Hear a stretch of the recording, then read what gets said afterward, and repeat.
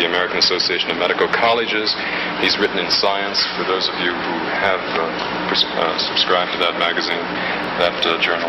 And he also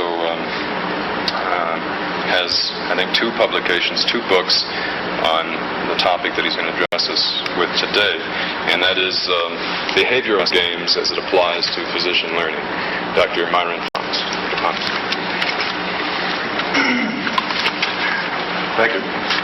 There are several advantages I notice in coming from California.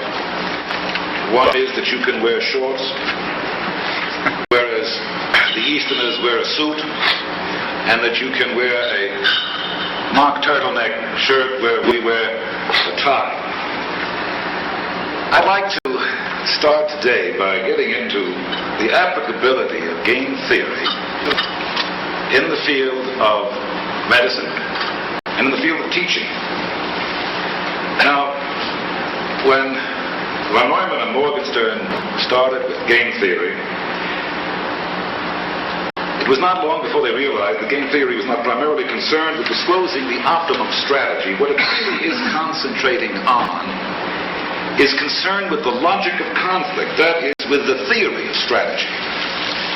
Now, in this way, interestingly enough, being here at the gambling state of Nevada, the question could be asked, does game theory differ from gambler's choice, where there was a conflict of interest between the 2 parties, out of which one is to emerge victorious and one is to be defeated? It is the application, if you will, of general systems where the entire man, the entire thing is discussed in relation to the ill of that patient, because everything changes. In ping pong, which does not correspond to to game theory at all, I have won 3 games, and game theory doesn't help a hell of a lot there.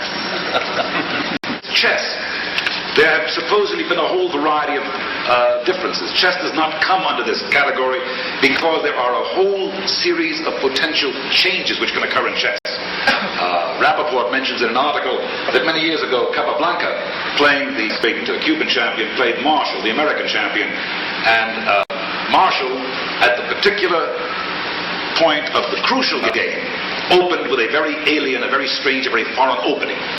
And Capablanca, having a time in which he could think about this, instead of folding up, which he said was his first reaction, and becoming panicky, instead thought for a moment and came back and accepted the challenge of Marshall and won, thus proving that he won because of a gamesmanship. He outplayed Marshall.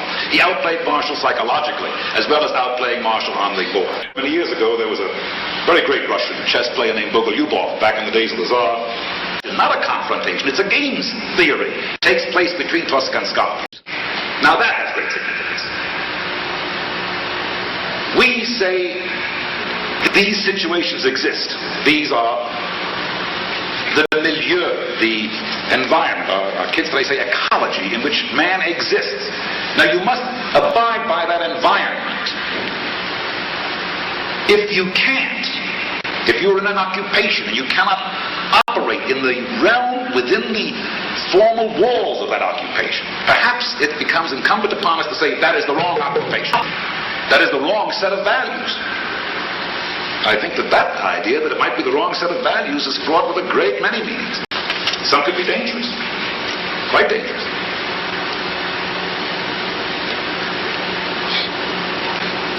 Now, to convince the other, we must get him to listen to us. This cannot usually be done if we ourselves do not listen. We go in one door, we go all the way around, we come out the same way. I think the word was communication. We ourselves do not listen. And therefore we must learn to listen in the broadest sense of listening, in the sense of assuming for a while the other's world outlook. Because only in this way will we make sense of what he is saying. All these skills are related not to know-how, but to wisdom. It may happen that we acquire the necessary wisdom. Many of the conflicts that the strategy experts in their professional zeal insist on formulating as battles of wits, or worse, as a battle of wills, will be resolved of their own accord.